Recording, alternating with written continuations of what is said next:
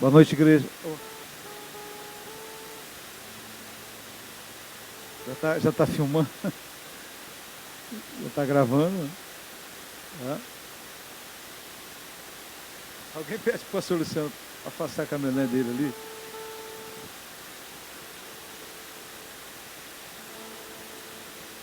ali? Não, aqui, ó. A gente tem que tomar cuidado, né? Agora está onde estaciona. Bom dia, querido, graças e paz. Bom que nós estamos aqui. Eu aprendi na minha vida a dar valores nas coisas pequenas. Eu sempre tenho falado a respeito disso. Porque se você não valoriza, você não tem por que ter. Você só perde as coisas na vida quando você não valoriza elas. A gente vê muitos casais que se separam e depois que se separam, eles vão olhar e vão ver por que eles se separaram. Às vezes nem entende por que separaram. Mas a grande maioria da separação de casais é porque um não valoriza o outro. Então tudo aquilo que você não valoriza, você não tem por que ter. Se você não valoriza o teu trabalho, você não é digno dele.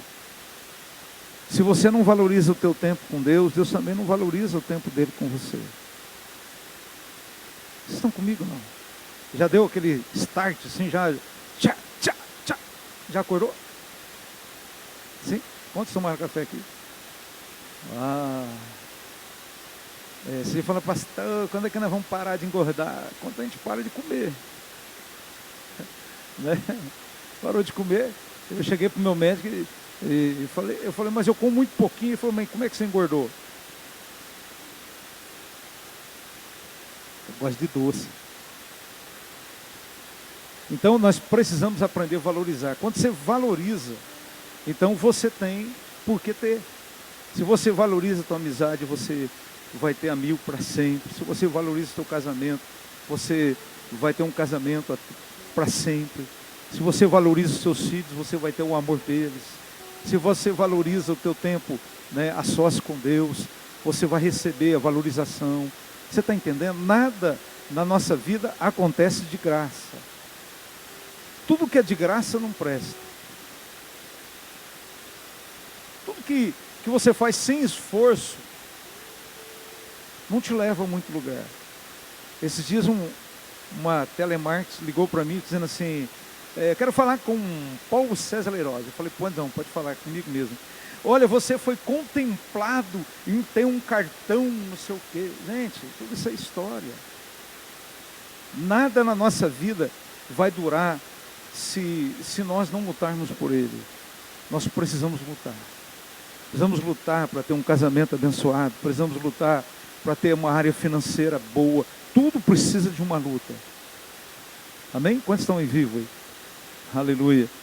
E nós temos que agradecer a Deus por esse tempo maravilhoso que Ele tem dado para nós, essa oportunidade, mesmo reduzido, mas é o que nós temos para adorar o Senhor. Amém? Essa semana Deus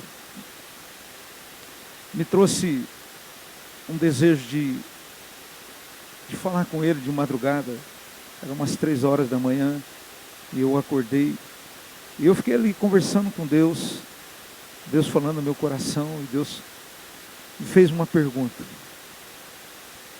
com muita tranquilidade. Gente, pelo amor de Deus, cadê o pastor Luciano? Já está ali. Deus falou assim comigo, Paulo, com muito carinho Deus falou isso comigo. Quando o Espírito Santo fala no nosso coração, Ele nunca fala assim com sentido de cobrança, mas Ele disse assim para mim, Paulo, você acha que o teu ministério está me agradando? Você acha o que você está fazendo tem me agradado? E aí então eu comecei a olhar para dentro de mim e vi assim que nós poderíamos fazer muito mais do que nós temos feito. Será que Deus está agradando o teu ministério? Porque todos nós temos um ministério. Nós temos funções diferenciadas. né? Aqui está os músicos, eles têm uma função aqui. Mas nós temos um ministério. É por isso que nós estamos aqui na terra. Você tem um chamado. Você tem um ministério. E você tem que alcançar aquilo que Deus colocou no teu coração. Amém? Quem está entendendo, diga amém. Então, quando Deus te salvou, Ele não te salvou sem propósito. Deus não faz nada sem um propósito. Então Deus tem um propósito em tudo na sua vida. Você já reparou que tem pessoas que vivem a mesma coisa a vida inteira? Você conhece pessoas assim? Que o casamento é conturbado, a área financeira é conturbada, a área emotiva é conturbada, vão viver sempre. Por quê? Porque na verdade não entenderam o propósito, não entenderam o chamado. Querido, eu gostaria muito que você entendesse. Abre comigo a palavra de Deus no livro de Tiago.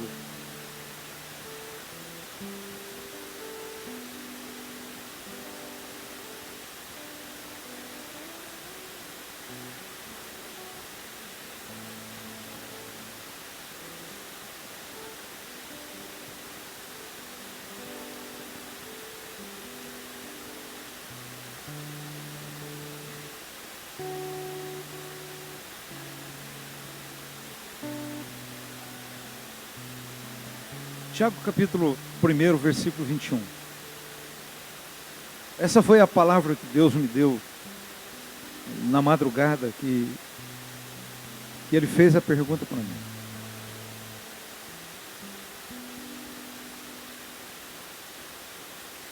Por que a nossa vida não muda? Por que a nossa história não sai do mesmo? E Ele me trouxe essa palavra como resposta. Diz assim: portanto, despojando-vos de toda impureza. Repita comigo: despojando-me de toda impureza. Primeiro segredo para que a nossa vida vai bem. Primeiro segredo para nós termos uma intimidade com o Espírito Santo. Nós precisamos despojar. O que é despojar? Tirar, despojar, arrancar. Ei, aprenda algo. Por que as coisas não estão dando certo? Primeiro eu preciso despojar, arrancar toda impureza em mim. Toda impureza precisa ser arrancada, porque Satanás vai trabalhar na impureza. Quando você pega um metal, quando você pega a prata, e você começa a colocar fogo na prata, ali no cadinho, ali, a sujeira da prata começa a sair para fora.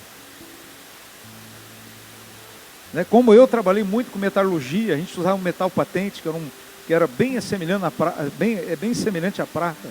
Então, quanto mais fogo aquela prata estava, mais sujeira subia e emergia. E eu lembro que a gente arrancava e ficava aquela coisa mais linda. Então nós precisamos arrancar de nós toda a impureza. Amém? Repita bem alto comigo: eu preciso despojar-me de toda a impureza. Aleluia. Amém? Às vezes a gente não entende por que Deus não ouve a nossa oração. Às vezes a impureza que está em nós, ela precisa ser tirada. Porque a impureza contamina o metal. Contamina, querido, o valor que tem aquele metal. Porque aquele metal está sujo. Mas quando o fogo passa por aquilo, a sujeira sai e fica ali o ouro, a prata limpa. Mas ele diz mais: e o acúmulo de maldade, repita comigo, e o acúmulo de maldade. Irmãos, nós temos uma facilidade para ser mal. Nós temos uma facilidade de pensar mal de outra pessoa, na verdade. Mas que facilidade que a gente tem de falar mal de alguém. Parece que a nossa língua fica doida para falar, quando a gente traçar um julgamento e a gente nem conhece a causa. Isso em todas as áreas, né? Seja ela política, seja ela social.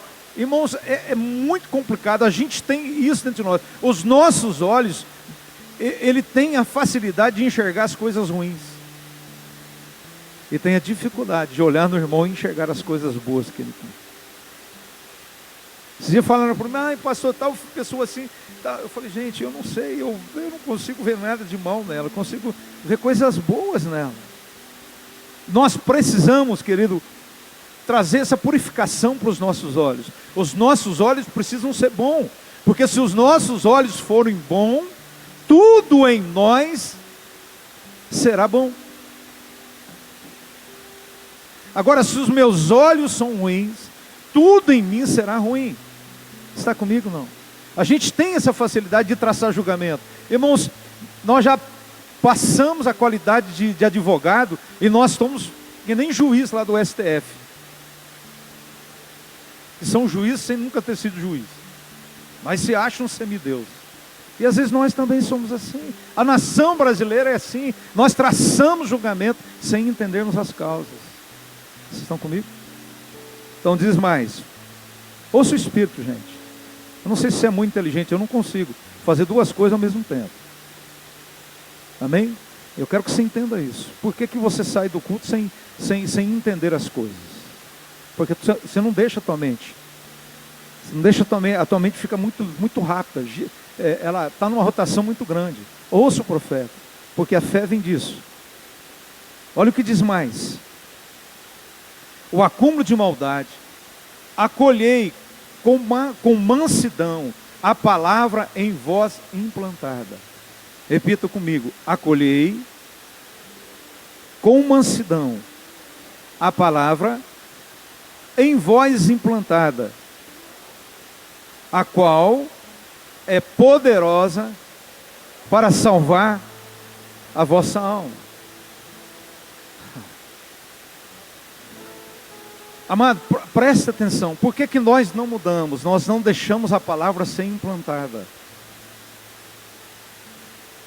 Se você está tendo sucesso na tua vida, é porque alguma coisa já foi implantada dentro do teu coração. Se você está dando certo no teu casamento, é porque a palavra de Deus foi implantada.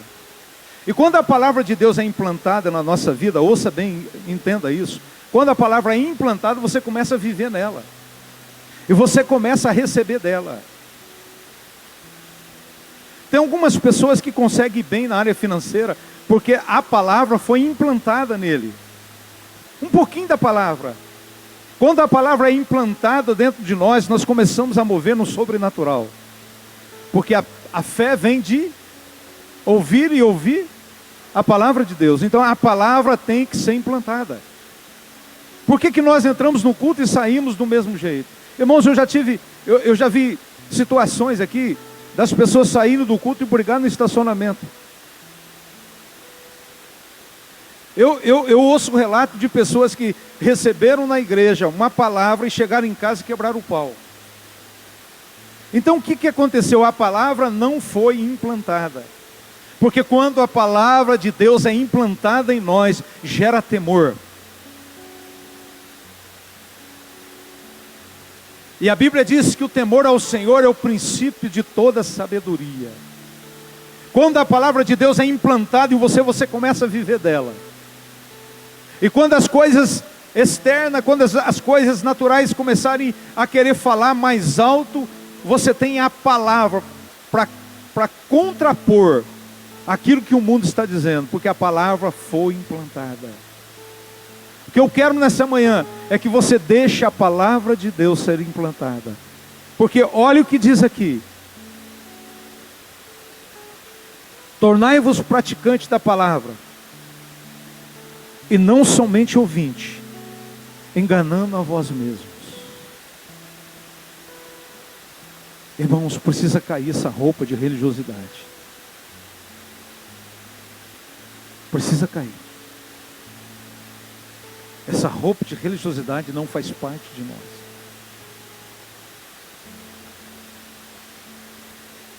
A palavra de Deus não é ser simplesmente ouvi-la, mas é para mim praticar. Nós precisamos sair daqui praticando a palavra. Se a palavra diz que sinais seguem aqueles que creem, falarão em novas línguas. Eu quero que você fale em novas línguas. Eu quero que você toque em pessoa e ela vai ser curada. Apesar que agora nem podemos tocar, mas podemos orar para que o nosso ministério seja um ministério frutífero. Amém? Quantos entenderam isso? A palavra de Deus vai ser implantada no teu coração. Desde a palavra cantada. Não vai ser simplesmente palavra. Irmãos, eu vivi dentro da igreja a minha vida inteira. Ouvia canções a minha vida inteira. Conheço os hinos do Inário, quase tudo. Desde um pendão real. Tudo isso foi colocado, mas a gente nem parava para entender a palavra. Mas o dia que eu conheci o Espírito Santo, eu lembro que cheguei na igreja e eu ouvi as canções que eu ouvi a minha vida inteira, mas elas começaram a ser diferentes. Elas começaram a ser implantadas dentro de mim. Quero convidar você a ficar em pé. Quero que você permita a palavra de Deus ser implantada no teu coração. Não vamos cantar simplesmente palavra, mas vamos cantar palavras que nós iremos praticá-las e vivemos. Você crê nisso? Fica de pé. Dê só a melhor salva de palmas ao Senhor. Amém? Aleluia. Amém, querido? Nós vamos fazer algo aqui. Você aí que está com a tua esposa, com a tua família, dê um abraço nela. Dê um abraço por mim. Você que está com a família. Não, só família. Só família. Dá um abraço forte. Dá esse abraço por mim. Cadê minha esposa? Vem aqui, meu amor, eu quero dar um abraço em você. Xeremanassori alabassou.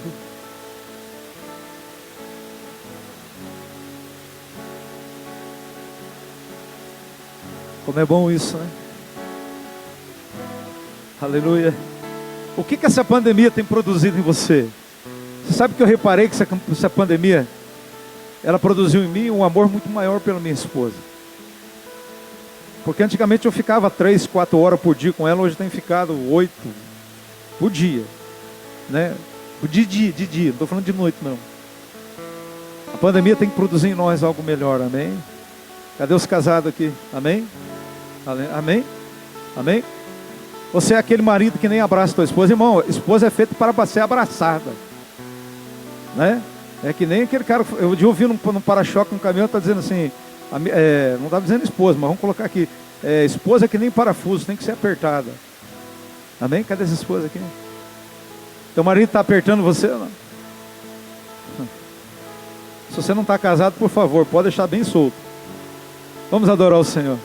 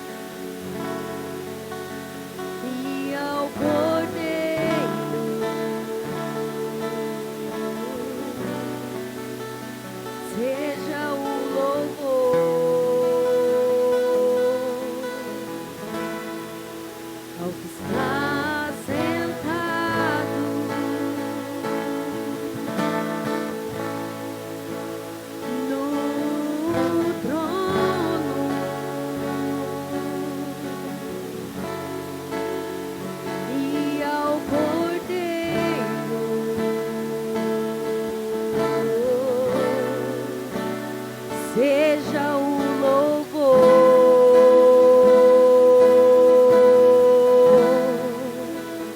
seja a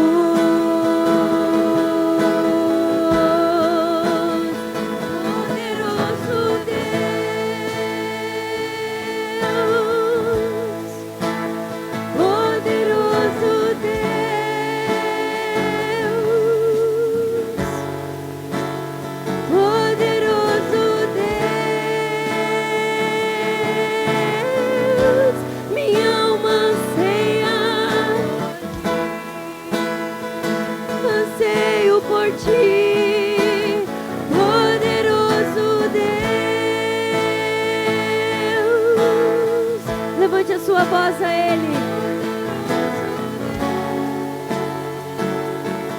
Aleluia. Tu és poderoso, Senhor.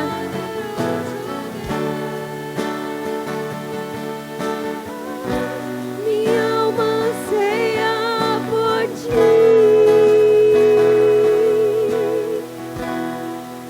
Ao que está sentado no trono e ao Cordeiro seja o louvor.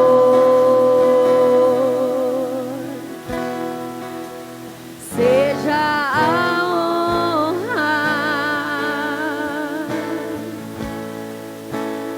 seja a glória, seja o domínio pelos séculos dos séculos.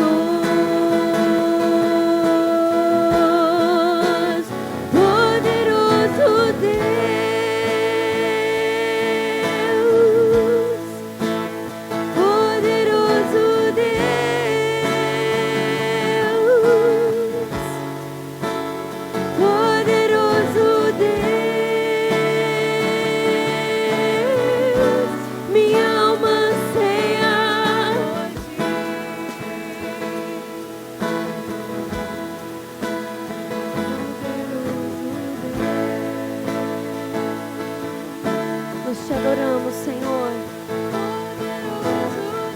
Nós te bendizemos, Jesus. Nós te damos honra e glória, Cordeiro de Deus.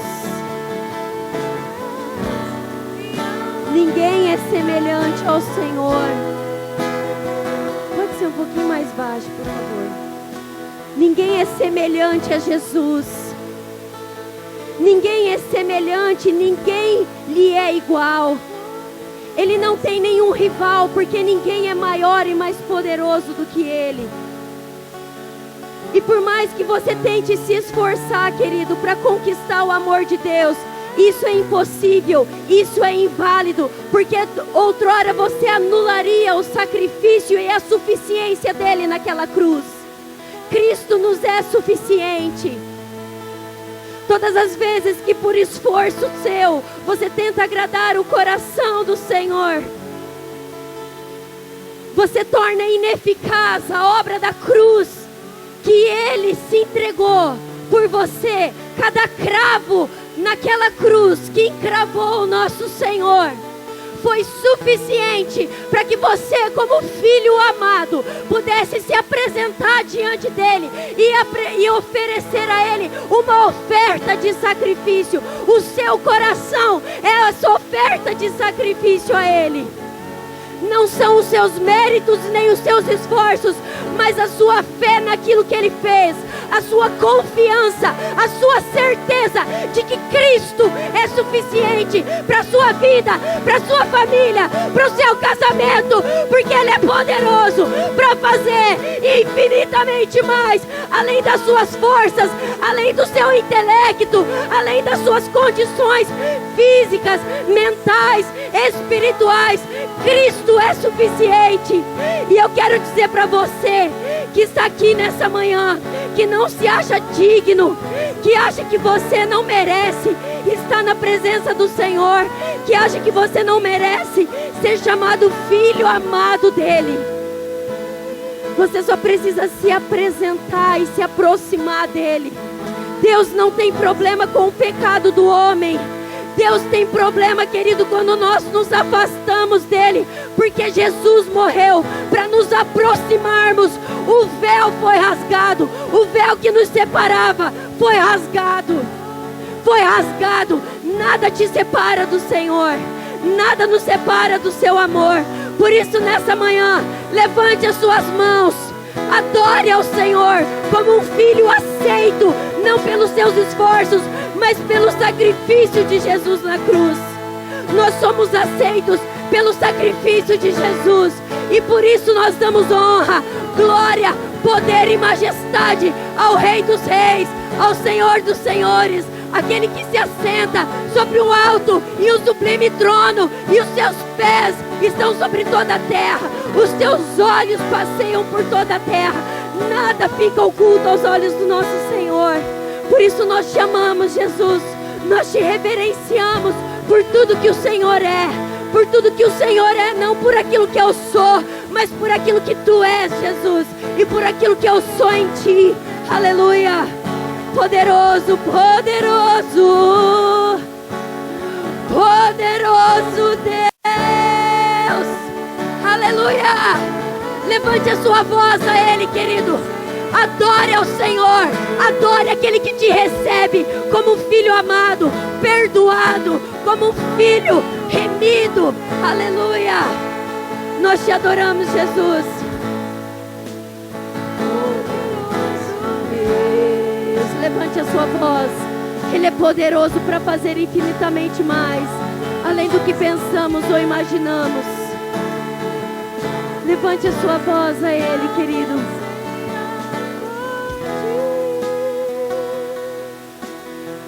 Só a igreja. Poderoso. Vamos adorá-lo, aquele que é digno. Te honramos, Jesus. Honramos o teu sacrifício. Honramos o teu amor exposto e encravado naquela cruz. Minha alma anseia somente por ti, poderoso Deus,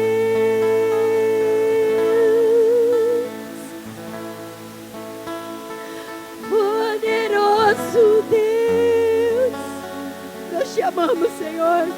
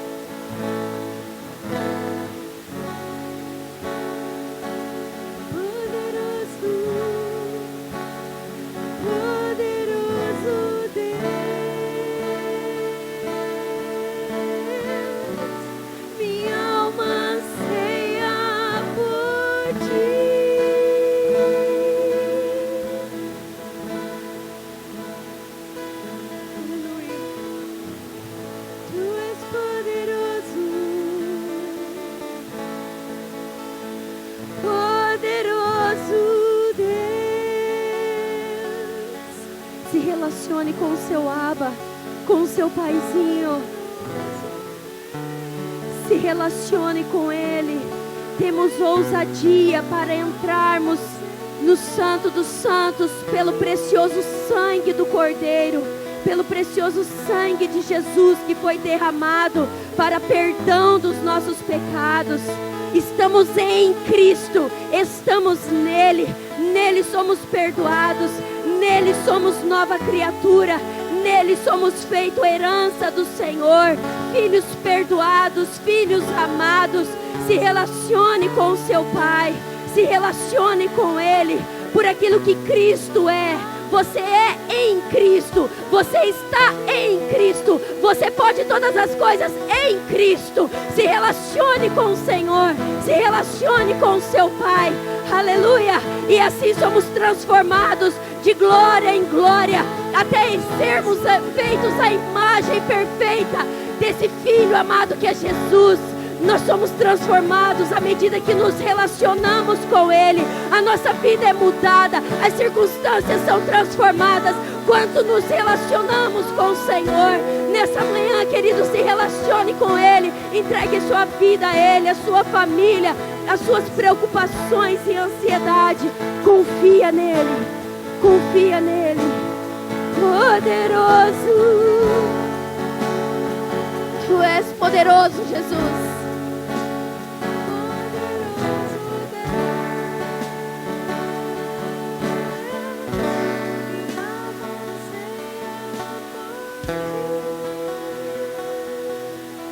Obrigado, Espírito Santo. Obrigado pela unção derramada. Obrigado por o Senhor ser tão poderoso em nossas vidas. Nós somos tão pequenos e o Senhor é grande. Assentai, querido.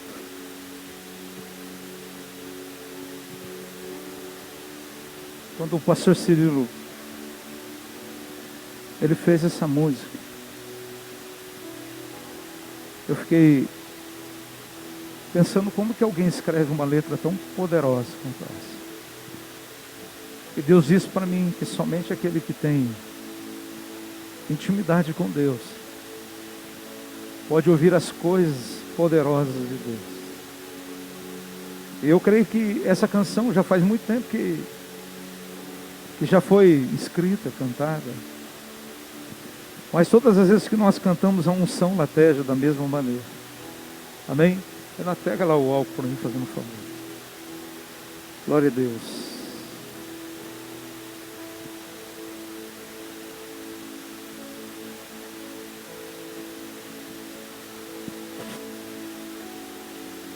Aleluia.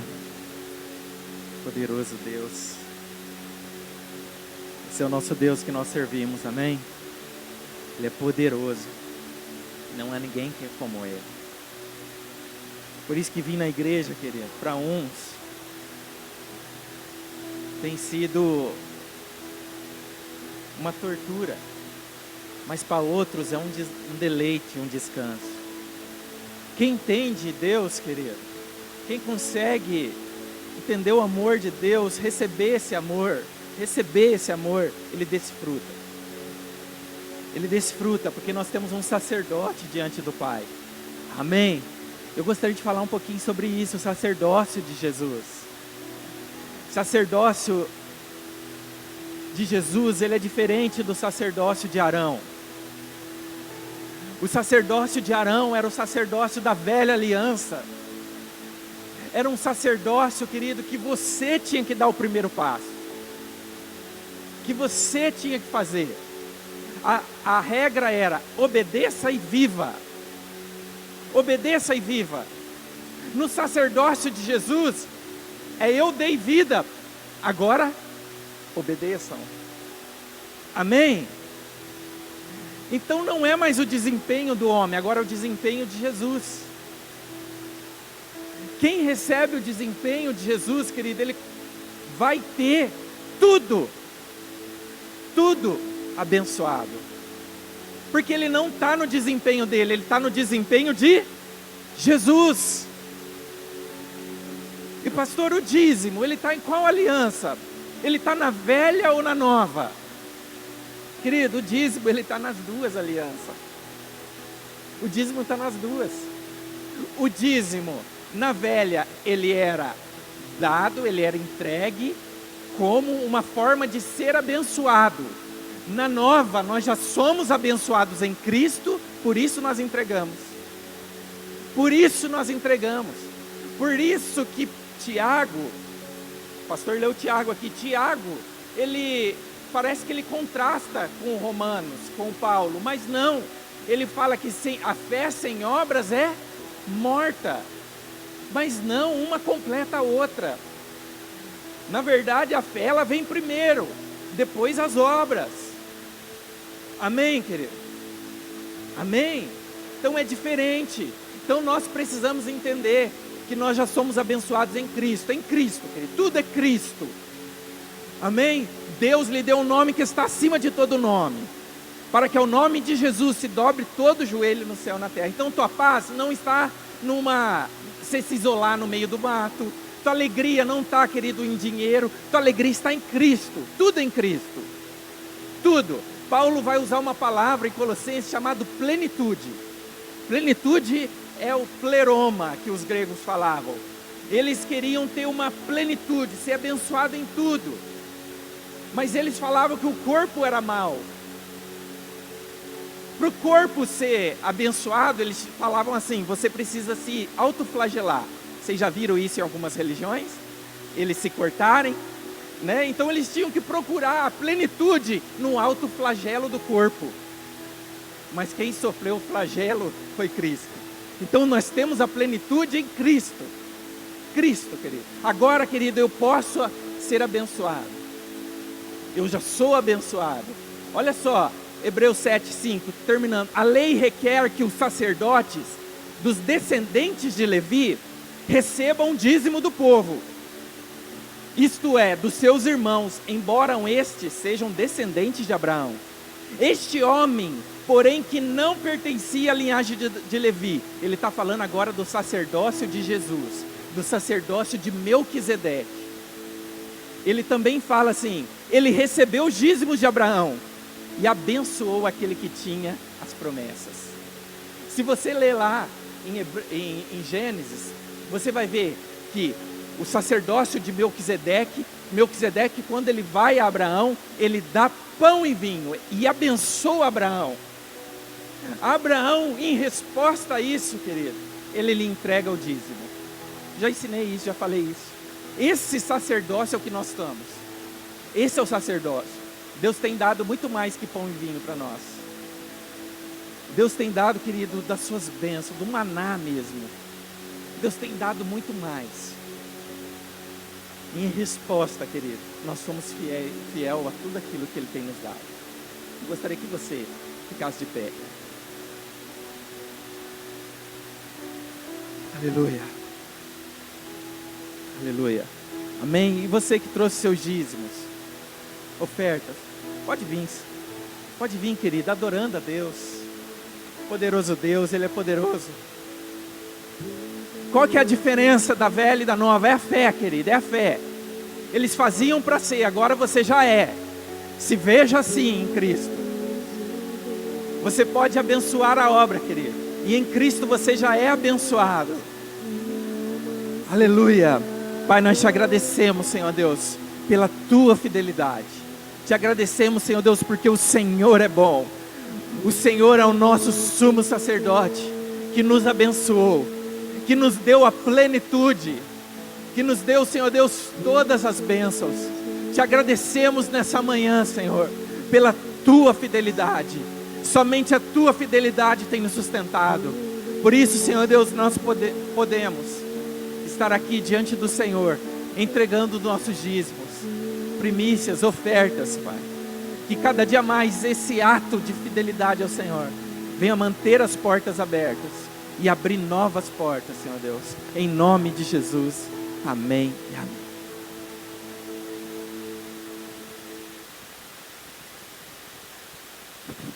Deixa sentar, querido. Antes de eu trazer a palavra, eu lembro que uma das matérias missões, eu tinha ouvido falar sobre os moravianos. E eu tinha me esquecido disso. E essa semana eu estava ali preparando a palavra que eu iria pregar hoje. Entrou o Anderson e o Renato lá na minha sala. E de repente surgiu na lembrança esse grupo de homens que não amaram a sua vida, mas amaram a vida de Cristo. Eu quero assim contar um pouquinho a história desses homens. Esse movimento iniciou na Alemanha no século XVIII. Um movimento de oração contínua. Eles oravam 24 horas por dia. Chamado de moraviano, durou quase 100 anos. Foi um dos movimentos que mais nós temos conhecimento que existiu de oração. Por quase 100 anos, esses homens não deixaram de orar. E eles não oravam por aquilo que não estavam dispostos a serem resposta. Os moravianos eram muito dedicados ao Senhor. Mais de 2.150 membros de sua igreja foram enviados como missionários. E a ação missionária utilizou pessoas simples e comuns, de coveiro a lavrador, de sapateiro, de oleiro e até como escravos. Eles foram vendidos. Marcaram o recomeço de uma mutirão de missionários a todas as nações. Certa vez foi feita a seguinte pergunta a um dos moravianos: o que significa ser moraviano? Ele respondeu: ser um moraviano é promover a causa global de Cristo, que são a mesma coisa. 2 jovens moravianos de 20 anos ouviram sobre uma ilha no leste da Índia, onde 3.000 africanos trabalhavam como escravos, e cujo dono era um britânico agricultor e ateu.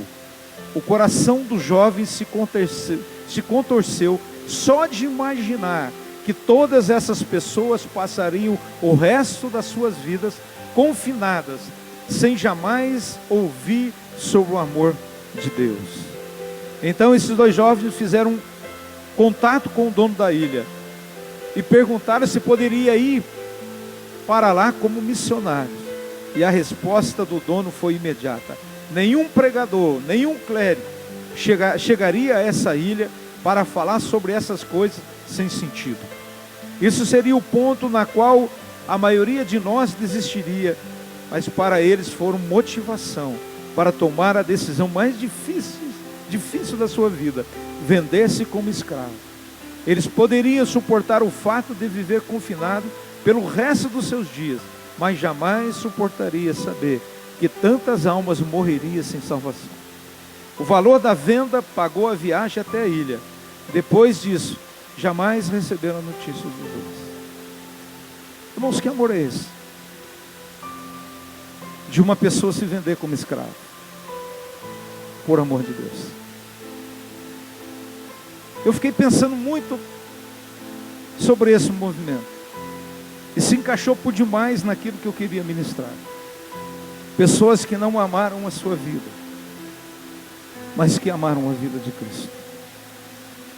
Pessoas que não se importaram com a tua vida, desde que a sua vida gerasse outras vidas em Cristo. O que será, querido, que motivou o coração desses homens, que não tem agitado o nosso? O que será que esses homens viram? O que será que esses homens sentiram? Que infelizmente a igreja do século 21 não está sentindo. Aonde foi que nós nos perdemos? Querida, a igreja brasileira, ela cresceu muito nesses últimos anos. Nós somos mais de 50 milhões que se diz evangélico. Mas pelo fato de nós sermos mais de 50 milhões, a nossa história não tem mudado quase nada. Esses dias eu vi uma pessoa comentando a respeito de como nós perdemos a visão do que é correto. E esse camarada falando sobre um candidato, eu não lembro se é deputado, um candidato político. Ele foi eleito dentro da cadeia. Ele era corrupto, ele era criminoso, e ele disputou a eleição dentro de uma cadeia. E as pessoas votaram nele, e ele ganhou. Irmãos, aonde foi que nós nos perdemos como igreja? Essa semana eu fiquei sabendo de uma mulher que estava grávida, já quase para ganhar. Ela foi levada por uma outra mulher que tinha perdido o filho, que era amiga dela. E lá ela bateu com uma pedra na cabeça daquela mulher, desmaiou aquela mulher, e com um estilete abriu a barriga da mulher e tirou a criança.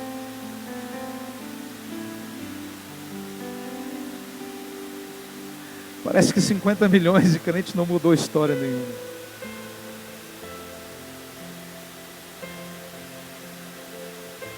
E isso tem me deixado muito preocupado.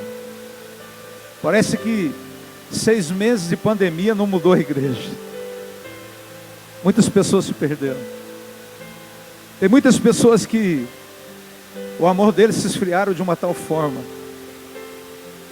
que hoje estão desviados. Que cristianismo é esse que não mudou a história de ninguém? Que cristianismo é esse que nós dizemos que nós somos, mas não conseguimos amar o nosso irmão? Que cristianismo é esse que nós dizemos que servimos, mas nós não ganhamos ninguém a nossa vida inteira?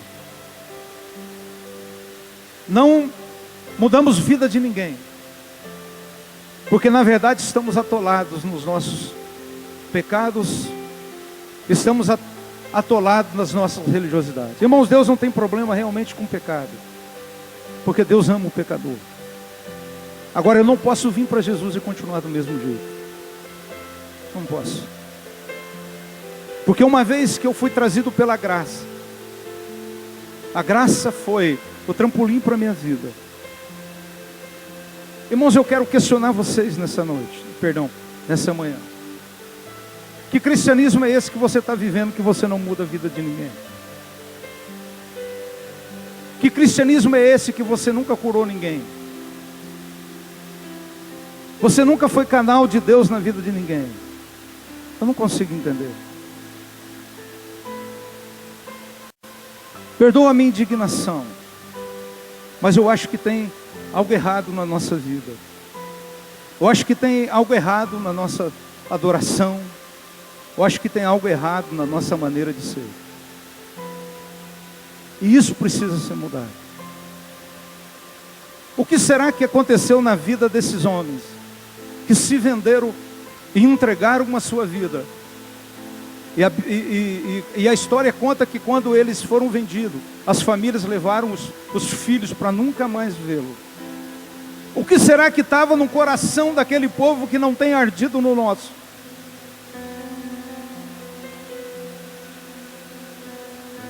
Que não fizemos uma cidade melhor, não temos feito um Brasil melhor, não temos feito uma igreja melhor. Será que não tem nada errado com a nossa maneira de crer? Abre comigo a palavra de Deus em Jeremias capítulo 6.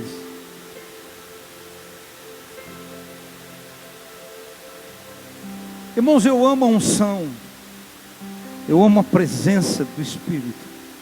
Amo ficar com Ele, amo orar em línguas. Mas eu tenho ficado preocupado como pastor dessa igreja. O que o Evangelho de Deus tem provocado nas nossas vidas. Jeremias, capítulo 6.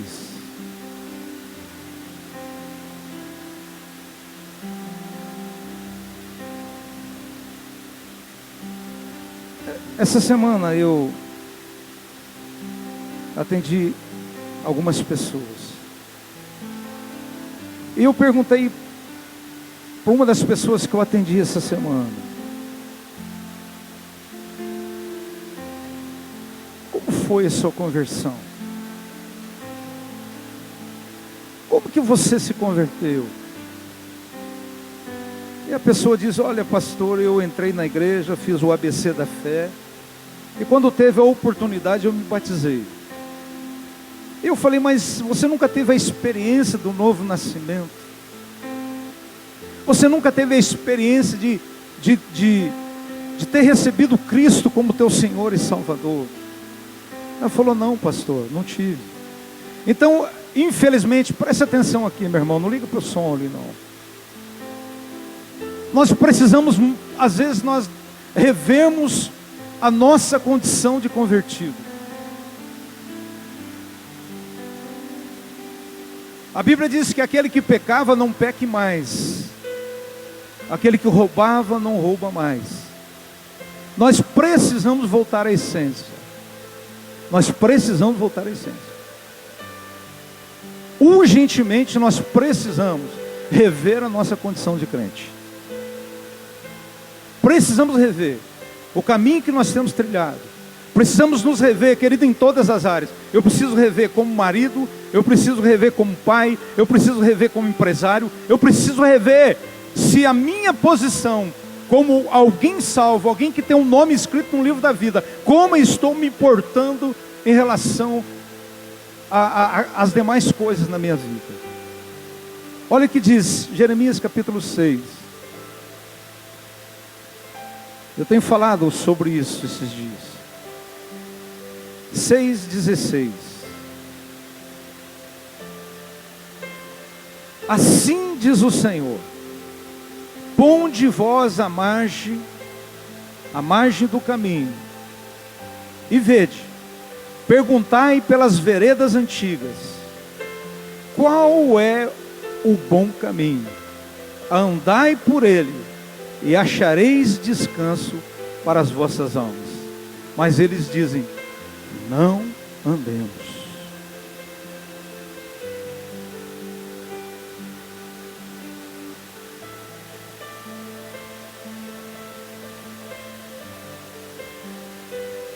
Irmãos, o título dessa mensagem hoje é: buscai pelas veredas antigas. Buscai pelas veredas antigas. Buscai as verdades antigas. Esse é uma palavra que tem, nesses dias, falado muito ao meu coração. Provérbios capítulo 14, verso 12, diz assim: há caminho que ao homem parece direito, mas o fim dele são caminhos de morte. Há caminho para nós que parece direito. Irmãos, a igreja lotada nunca foi sinal de santidade. E nunca foi sinal que Deus está agindo naquele lugar. Nós precisamos rever os caminhos que nós temos andado. Você precisa, nessa manhã, deixar que a palavra de Deus seja implantada no teu coração. Que nessa manhã, querido, essa palavra profética venha mexer com o teu coração. Venha trazer um acordar da sua vida espiritual. Que você saia aqui nessa manhã, querido, gritando e dizendo: olha, eu preciso de mudança. Eu preciso mudar. Eu preciso ver como que Deus tem enxergado a minha vida cristã. Eu preciso que Deus olhe para a minha vida, querido, e diz: olha, eu estou contente com o teu ministério. Esses dias eu estava falando com um pastor e ele disse assim para mim: olha, a minha igreja tinha 100 e poucas pessoas, hoje tem 20 e poucas pessoas, mas eu estou contente. Eu falei, pastor, mas o senhor está contente por quê? O senhor tem ganhado vida? Ele falou, não, a gente não ganha mais vida, a gente cuida daquilo que tem. Irmãos, eu me senti muito mal. Eu fiz a seguinte pergunta para aquele pastor: mas você tem condições só de viver assim? Ele falou, não, eu tenho condições demais. Então faça. Você tem condições de ser o melhor marido que se possa ouvir. Você tem condições de ser a melhor esposa. Você tem condições de ser o melhor filho. Tudo é uma atitude. Você tem condições de ter o ministério mais frutífero dessa cidade. Irmãos, infelizmente essa pandemia tem sido uma revelação. Esses dias eu passando numa rua, encontrei um irmãozinho da igreja, bebendo e cantando música do mundo. Eu olhei com muita tristeza, porque ele tem praticamente o mesmo tempo que eu tenho de igreja. Mas diante dessa falta de congregar, ele voltou para as velhas práticas que ele praticava. Isso é um sinal de que as veredas, elas não estão sendo implantadas em nós. Nós não estamos mudando. Irmãos, jamais devemos desviar das veredas antigas, porque foram nessas veredas que trilharam os nossos heróis da fé. Homens que deixaram o seu país e vieram para o Brasil para anunciar as verdades de Deus.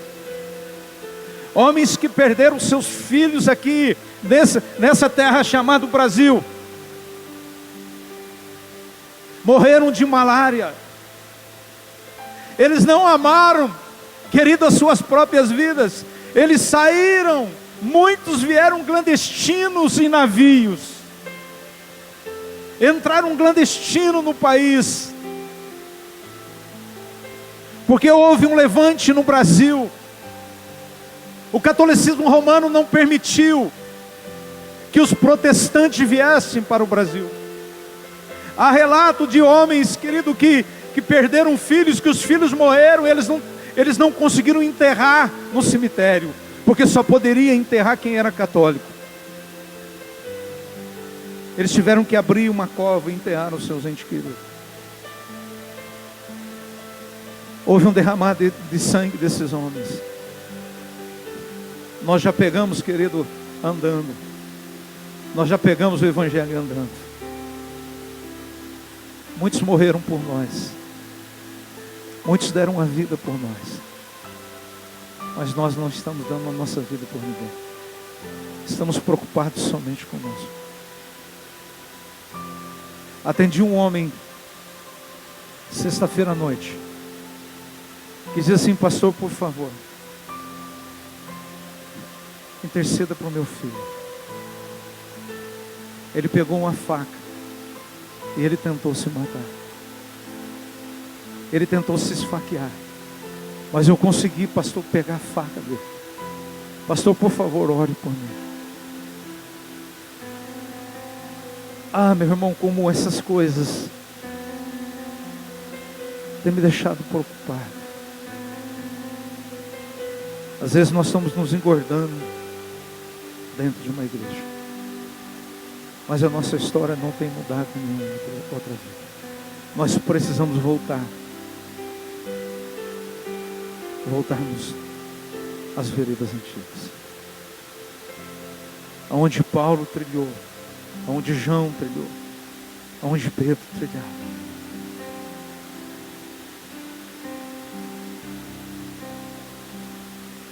O que nós estamos feitos como igreja? Porque devemos buscar as veredas antigas, porque as veredas novas são muito enganosas. Vem, continue do mesmo jeito que você está. Ah, você não tem chamado para ganhar vida. Irmãos, o chamado para ganhar vida é meu e é teu. A Bíblia diz: ide fazer discípulo. E tem pessoas que estão na igreja e nunca ganhou ninguém. Vocês têm me ouvido falar muito sobre isso. Mas eu também vou te falar para você,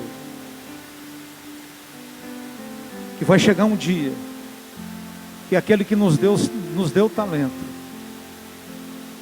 vai cobrar o talento. Porque será que nós nunca ganhamos ninguém? Porque será que a igreja nunca traz pessoas novas? Rara. Porque na verdade nem eu ainda entendi o Evangelho. Por isso nós precisamos perguntar sobre as veredas antigas. Irmãos, há muitas palavras novas que estão sendo ministradas. Mas a Bíblia diz, em Isaías 35, versículo 8, diz assim: ali haverá um bom caminho, o caminho se chamará o caminho santo, o imundo não passará por ele, pois será somente para o seu povo. Quem quer que por ele caminhe não errará, nem mesmo o louco. Ou seja, Deus nos chama para um caminho de santidade. Eu aprendi isso. Deus nos chama para a santidade. Deus me chama para que eu e você sejamos santos e irrepreensíveis. Irmãos, mais uma vez eu falo para você essa noite, esse dia. Eu não estou querendo que você saia daqui com um rim doendo, porque nós estamos vivendo na graça. A graça vai nos dar força para nós nos levantarmos. A graça vai ser o nosso condutor. Mas eu preciso de um posicionamento. Eu preciso buscar as veredas antigas. Muitos estão trocando, queridas, escrituras pelos ensinamentos de homem e fazendo tropeçar muitas pessoas. 1 Timóteo capítulo 4, versículo 1 e 2 diz assim: ora, o Espírito afirma expressamente que nos últimos tempos alguns apostatarão da fé por obedecerem a espíritos enganadores e a ensino de demônios, pela hipocrisia dos que falam mentira e que têm cauterizado a sua própria consciência. Eu sempre aprendi que o Espírito Santo faz acender aquela luzinha vermelha dentro de nós. Mas parece que essa luz não está mais acendendo. Parece que pecado já não nos assusta. Parece que muitos cauterizaram a sua mente. Nós precisamos deixar que o Espírito Santo nos dirija. Pastor, quais são as veredas antigas? Aquelas que foram trilhadas, querido, por aqueles que nos antecederam em Cristo. Irmãos, as veredas antigas são os caminhos que são aspergidos pelo sangue do Cordeiro. Eu costumo falar algo. A partir do momento que você recebe Cristo, o sangue de Jesus está sobre a tua vida. E você tem que viver debaixo desse sangue. Porque nós temos que andar nas veredas antigas. Porque todos aqueles que entram nas veredas antigas são justificados e perdoados dos seus pecados. 1 João capítulo 1, versículo 7. Se porém andarmos na luz como Ele está na luz, mantemos comunhão uns com os outros, e o sangue de Jesus, o seu Filho, nos purifica de todo pecado. Nós precisamos voltar às veredas antigas, porque as veredas antigas têm a palavra que nos satisfaz. 1 Timóteo capítulo 1, versículo 3, diz: quando eu estava de viagem rumo da Macedônia, te roguei que permanecesse ainda em Efésio, para demonstrar a certas pessoas, a fim de que não ensine outra doutrina, e nem se ocupem com fábulas e genealogias sem fim, que antes promovem discussões do que ao serviço de Deus na fé. Porque tem o poder do Espírito Santo, querido, para nos ensinar. A Bíblia diz que aquele que tem o Espírito, não necessitais de mestre, o próprio Espírito ensina a verdade. Amém? Queridos, os construtores da nova veredas não têm e nem vão dar lugar ao Espírito Santo. Um dia eu estava conversando com uma pessoa e ela diz: olha, lá na minha igreja, tudo que tem que acontecer tem que ter um profeta que fala. É aquela profeta que diz quem vai ter que ser mudado é aquela profeta que fala. Irmãos, eu vou dizer um negócio para você. Eu creio no dom profético, mas eu creio muito mais no Espírito Santo. Eu creio que é o Espírito Santo que vai dirigir a comunidade de Jesus Pão da Vida. Eu creio que é Ele que vai dar para nós o nosso start. Eu creio que é Ele que vai mostrar para nós aonde nós estamos errando. Irmãos, nós estamos errando. Eu estou falando isso para você como apóstolo dessa igreja. A comunidade de Jesus Pão da Vida está errando. Nós não somos infalíveis. Em algum momento nós temos saído fora daquilo que são as veredas. E eu chamo, querido, a responsabilidade para mim.